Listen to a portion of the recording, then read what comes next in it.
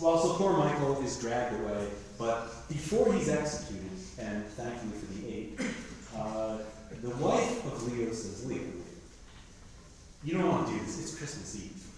The holiest day in the Christian year is Christmas. You'll be receiving the sacrament. You cannot receive the sacrament with the blood of this man on your hands. Just execute him after Christmas. Leo said, all right, sent him down to prison. He was shackled, so he couldn't get out. But Leo just couldn't get it out of his mind. So in the middle of the night, he snuck down. And he looked, and what did he see? The jailer was asleep, and Michael was asleep. And this enraged Leo, because he figured Michael should be up, being repentant, he should be crying, he shouldn't just be sleeping like he's a clear conscience. So he vows, he said, I'll not only kill you, I'll kill the jailer as well, who's fallen asleep. And then he leaves. Now, unbeknownst to him, there was a little boy hiding underneath the cot where Michael was sleeping. I don't know what these prisons are. Apparently, you could just go in and visit the prison. But the boy had seen just the feet. He'd never really seen the emperor, but he knew it was the emperor because the emperor was wearing purple boots. And the only person who could wear purple boots was the emperor. There's actually a case of a rebel who was taken to the emperor's presence. He was surrendered. And the emperor said, he was wearing his purple boots, and the emperor said, I will not even look at you until you take off those boots. So they took it very seriously.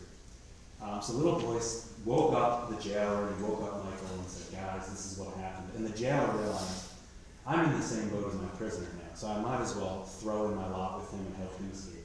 So he got word to Michael's followers and said, listen, you have to act quickly or else it's going to be too late. So Michael's followers put on their swords, got dressed in monks' robes, and snuck into the imperial palace at daybreak. This is like the equivalent of party crashing at the White House. They sneak in there. No one notices it's early in the morning. Everyone's dressed the same. They're tired. The Emperor Leo loved to sing. He was well known for it. Especially, he didn't have a really great voice, but he loved to sing. And at one point in the liturgy, in the very beginning, he loved to just belt it out. And everyone knew this. So they said, that's the signal. When he starts belting it out, then we know who to kill, we attack. So early morning comes, it's Christmas morning, the service begins, Leo starts bellowing, and the conspirators immediately block the doors, rip off their disguises, take out their swords, and they start attacking the emperor. The only problem was, it's dark, it's smoky, they're a little tired, they attack the wrong man. They attack the officiating priest, who, as you might expect, was singing.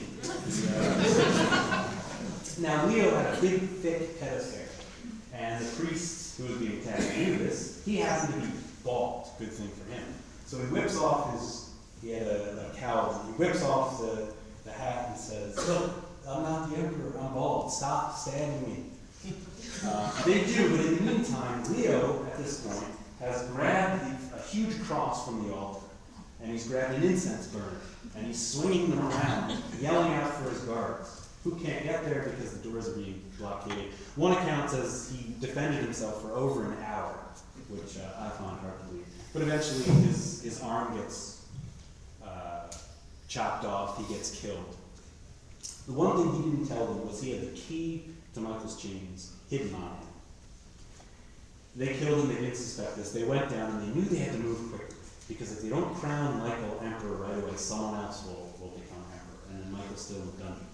So they grab Michael, they can't find the key because it's on Leo's corpse. They don't know this, so they grab Michael, hustle him upstairs, and in what is surely the most undignified coronation in Byzantine history, they crowned him with the chains of his incarceration still on his feet.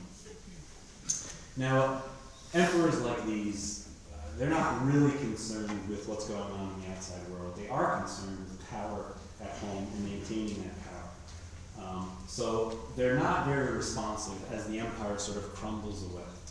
But eventually the bleeding stops. But the Eastern Roman Empire has to reevaluate itself because this is traumatic. You believe that you are the empire of God. This is the first empire that embraced Christianity. And to be defeated at the hands of what you consider is a false prophet is deeply emotionally scarring. And so the Byzantines had to recalibrate their strategies. And this drives the first real wedge between the East and the West. Because they come to the conclusion that they can no longer, their army is well trained. There's a picture of them riding down some poor Bulgarians. Their army is very well trained, but it's not worth the risk of losing it. They're highly trained, expensively armed, and if you go and waste them, just throw them somewhere, it's not worth the risk. So the Byzantines developed a defensive strategy where if you have to have a war, get in and get out as quickly as possible. Number two, always evaluate very carefully what you're fighting for. Because if you're fighting in some podunk town, that really means nothing. Just for pride's sake, or because it was invaded. Is that really worth the risk to the army? Most of the time they would say no. And the most important thing for the Byzantines was diplomacy. There's an old saw that goes something like, when the guns speak, the diplomats fall silent.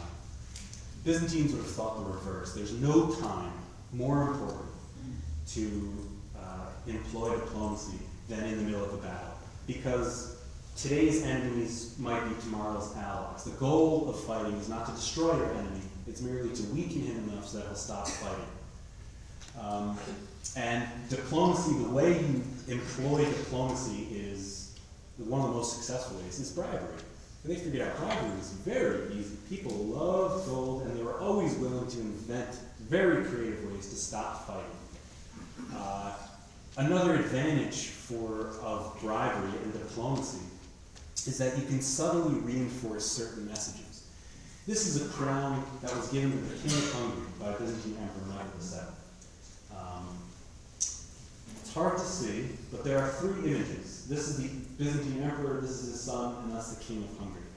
If we zoom in on these three, you see Byzantine Emperor in full regalia, his son dressed virtually identically, and then the King of Hungary. This is how they're placed in the crown.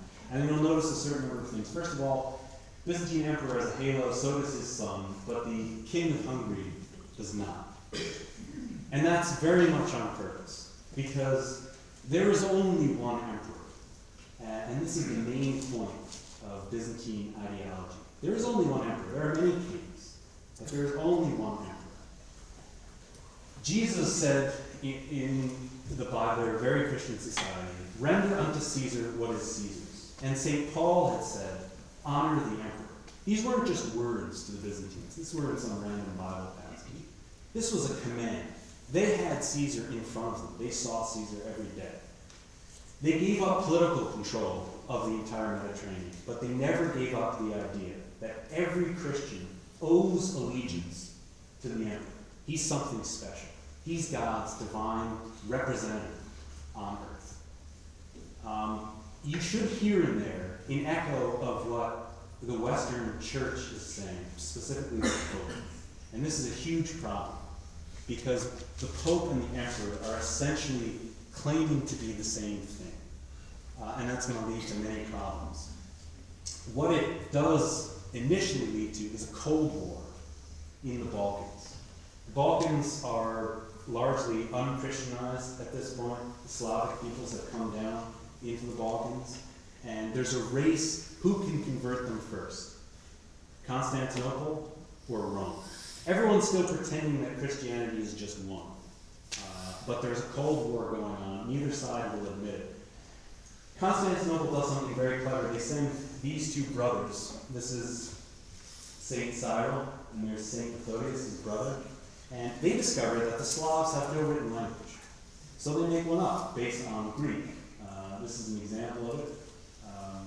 But that's where the Cyrillic alphabet comes from. Here's St. Cyril holding the Cyrillic alphabet.